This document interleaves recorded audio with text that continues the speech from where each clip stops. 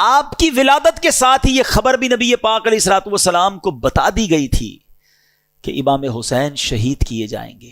فرشتوں نے آ کر بتائی تھی, اور ایک فرشتے نے تو آپ کو اس جگہ کی مٹی بھی لا کر دکھائی کہ حضور یہ وہ جگہ ہے جہاں امام حسین کو شہید کیا جائے گا.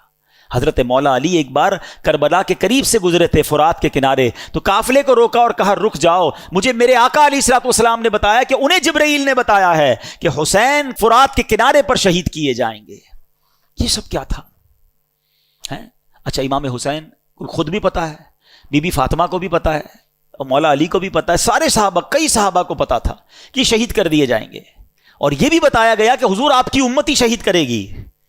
لیکن ایک بڑا جس کو کہنا کہ ریلیونٹ کوسچن پیدا ہوتا ہے کہ پوری لائف میں کہیں پر بی بی فاطمہ نے نبی پاک علیہ الصلوۃ والسلام سے عرض کیا ہو کہ اے بابا جان, آپ حسین سے اتنا پیار کرتے ہیں, میرا بھی لخت جگر ہے, آپ اللہ کی بارگاہ میں دعا کریں, یہ جو امتحان آپ نے بتایا آئے گا یہ ٹل جائے, حسین کو شہید نہ کیا جائے, اس کو اتنا ستایا نہ جائے. کبھی مولا علی نے دعا کے لیے نبی پاک سے عرض کیا ہو کہ حضور سارا مدینہ آپ سے دعا کرواتا ہے, اپنی مشکلیں حل کروانے کے لیے آپ اپنے نواسے کے لیے بھی دعا کر دینا.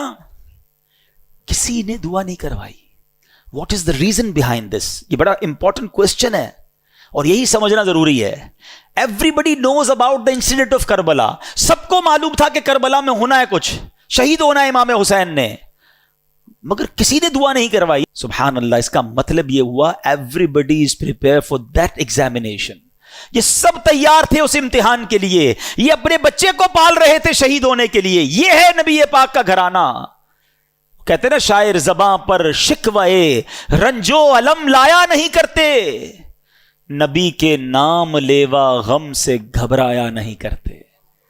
اور یہ ہم سب کے لیے لیسن ہے. یہ تو کئی بار ہم نے سنے ہیں کہ کیسے لڑائی شروع ہوئی تو کب پانی بند ہوا, تو پہلا وار کس نے کیا, تو پہلا شہید کون ہوا. یہ واقعات ہم سنتے رہتے ہیں, مگر فرق کیا پڑتا ہے میری اور آپ کی زندگی میں؟ ہم امپلیمنٹیشن کیا لے کر جاتے ہیں؟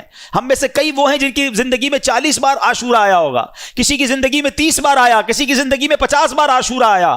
عاشورے کا دن اتنی بار آیا, فرق کیا آیا تمہاری زندگی میں؟ یہ سمجھو کہ ہر بندہ تیار تھا امتحان کے لیے, اور آج ہم ہیں کہ چھوٹا سا امتحان آ جائے تو زبان پر شکوہ ہے, شکایات ہیں, کمپلینز ہیں, بس یار بہت پریشان, سر میں درد ہے کہ جاتا نہیں, پیٹ کا درد تڑپاتا رہتا ہے, بس ہر وقت کمر میں درد رہتا ہے, بھائی کاروبار بڑا ہی مندہ ہے, طبیعت میں مزہ نہیں ہے, بس یار پریشان ہوں, پتہ نہیں کیا زندگی کو ہو گیا. جس کو دیکھو کمپلینز ہیں, شکر نہیں ہے, اور آزمائش کے لیے پریپیئر بھی نہیں ہے, چونکہ قرآن نہیں پڑھتے. حالانکہ قرآن میں رب عز و جل نے باقاعدہ اناؤنس کر دیا ہے. سورہ بقرہ کی بڑی مشہور آیت ہے, کئی بار پڑھی ہوگی آپ نے, سنی ہوگی.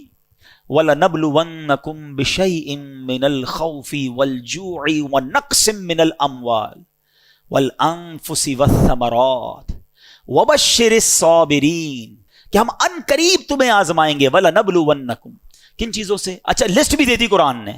تمہیں بھوک سے آزمائیں گے, غربت آ جائے گی, تمہارے پھل کم ہو جائیں گے, تمہارا مال کم ہو سکتا ہے, تمہیں خوف بھی ہو سکتا ہے دشمن کا, ڈیفیکلٹیز آ سکتی ہیں لائف میں. لیکن پھر آگے کیا کہا؟ وَبَشِّرِ الصَّابِرِينَ, خوشخبری ہے صبر والوں کے لیے. جب ان پر مشکل آتی ہے تو کہتے ہیں ہم اللہ ہی کا مال ہیں اور اللہ ہی کی طرف لوٹائے جائیں گے. تو اس کا مطلب یہ ہوا کہ ایسا نہیں ہوگا کہ زندگی میں کبھی مجھ پر اور آپ پر کوئی پرابلم نہیں آئے گی, آ چکی, آگے بھی آئیں گی. لیکن قرآن کہتا ہے خوشخبری ہے صبر والوں کے لیے کہ جب پرابلم آتی ہے تو پریپیئر ہوتے ہیں, اللہ کا شکر ادا کرتے ہیں, صبر کرتے ہیں. تو کربلا کا میدان, کربلا کا یہ انسیڈنٹ صبر کا درس دیتا ہے.